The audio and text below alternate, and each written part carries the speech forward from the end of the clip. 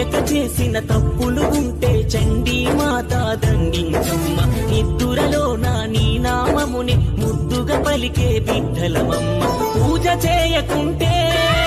పూట గడవదమ్మా నిన్ను తలువకుంటే మా బతుకు నిలువదమ్మా బంగారు కోవెల సింగారించగా నీ పీఠమునే దరి చేర్చాము ధరణిలో నీ తొలి అడుగుల కొరకై ఎన్నాళ్ళుగా మే చూస్తున్నాము నయనాలాశగా చూసేనమ్మ నవదుర్గమ్మ కనిపించమ్మ నువ్వే చేసిన మట్టి బొమ్మల ప్రాణం నిల్పగ పాదం మోపవా